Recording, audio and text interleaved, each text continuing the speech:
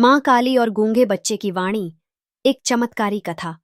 ईश्वर के दरबार में कोई अंधा नहीं, कोई गूंगा नहीं, कोई लाचार नहीं। वहां सिर्फ भक्ति होती है, विश्वास होता है और कृपा होती है। यह कथा एक ऐसे गूंगे बालक की है जो जन्म से बोल नहीं सकता था, लेकिन मां काली की कृपा से उसकी वाणी जागृत हुई। यह सिर्फ एक चमत्कार नहीं, एक संदेश है कि जब संसार के सारे दरवाजे बंद हो जाएं, तो मां काली का दरवाजा हमेशा खुला होता है। बालक अंशु उत्तर प्रदेश के बलिया जिले के एक गांव में रहने वाले राजेश और सीमा का एकमात्र पुत्र अंशु था। सुंदर, चंचल और बहुत बुद्धिमान बच्चा, लेकिन जन्म से ही वह गूंगा था। डॉक्टरों ने कई शहरों में जांच कराई, लेकिन परिणाम वही। इसका वॉइस बॉक्स ठीक से विकसित नहीं हुआ, ये कभी बोल नहीं पाएगा। राजेश मजदूर था और सीमित आय में बेटे का इलाज करवाकर अब थक चुका था।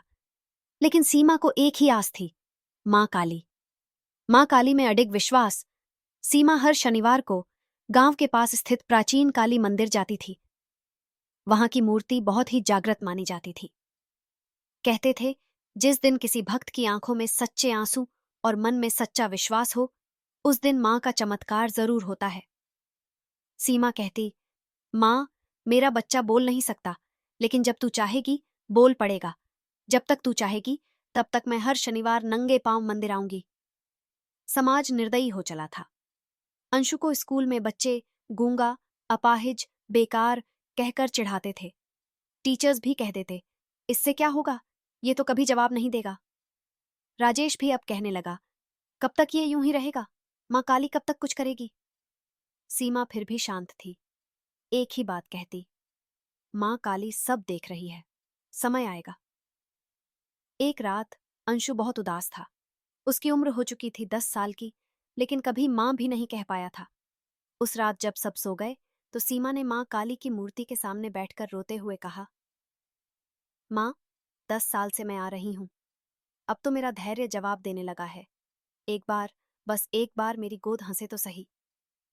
उसी रात उसे स्वप्न आया। उसने देखा कि मां काली रक्त जहवा रूप में उसके सामने खड़ी है और कह रही हैं, तेरा धैर्य अब मुझे बुला रहा है। तेरे बच्चे की वाणी अगले अमावस्या को जागेगी, लेकिन एक शर्त है, 7 दिनों तक अंशु को मेरे चरणों में बैठाकर चालीसा सुनाना। वह चाहे न समझे, पर उसकी आत्मा सुनेगी। अगली सुबह से सीमा ने अंशु को मंदिर के सामने बैठाना शुरू किया। हर दिन सुबह 5 बजे से मां काली की चालीसा का पाठ करती। अंशु ध्यान से देखता रहता, कुछ समझे बिना ही मां की आंखों में डूबा रहता। गांव वाले हंसते, ताने मारते, गूंगे को चालीसा सुना रही है, कुछ नहीं होगा।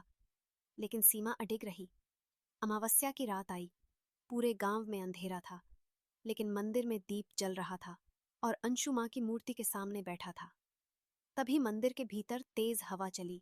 दीपक एक बार डगमगाया और अंशु चौंक कर बोला, मां! सन्नाटा छा गया। सीमा चीख उठी, बोल पड़ा, मेरा बच्चा बोल पड़ा। राजेश, जो उस दिन संयोगवश साथ आया था, अविश्वास से देख रहा था। अंशु लगातार कह रहा था, मां, मां, मां। अगले दिन यह खबर पूरे गांव में फैल गई। स्कूल के टीचर, गांव के मुखिया, डॉक्टर, सब देखने आए। गांव के पुजारी ने कहा, यह चमत्कार है, मां काली ने अपना वचन निभाया है। सीमा के चरणों में सबने सिर झुकाया। सीमा ने सिर्फ इतना कहा, मैंने मां को नहीं बुलाया, उन्होंने मुझे देखा, मेरी आस्था ने उन्हें बुलाया। अब अंशु पूरी तरह सामान्य था। स्कूल में सबसे अच्छा विद्यार्थी, भाषण प्रतियोगिताओं का विजेता और मां काली के मंदिर का पुजारी भी। वह हर शनिवार बच्चों को भजन सिखाता और कहता, मैं मां काली का बेटा हूं, उन्होंने मुझे वाणी दी है ताकि मैं उनकी महिमा गा सकूं। यह कथा सिर्फ गूंगे बच्चे की नहीं, हर उस मां की है जो आस्था रखती है, हर उस भक्त की है जो समय का इंतजार करता है, हर उस मनुष्य की है जो भगवान से प्रश्न नहीं, प्रेम करता है। मां काली हर पीड़ा को सुनती है, चाहे वाणी हो या ना हो। चमत्कार सच्चे विश्वास और साधना से ही होते हैं। धैर्य ही मां काली की सबसे बड़ी परीक्षा है। सिर्फ चमत्कार मांगना नहीं, मां को अपने जीवन का हिस्सा बनाना चाहिए। ऐसे ही मां काली के बारे में और जानने के लिए वीडियो को लाइक करें, शेयर करें और सब्सक्राइब करना ना भूलें। कमेंट में लिखे। जय मां काली, तुम्हारा भाग्य उन्हीं के हाथ में है।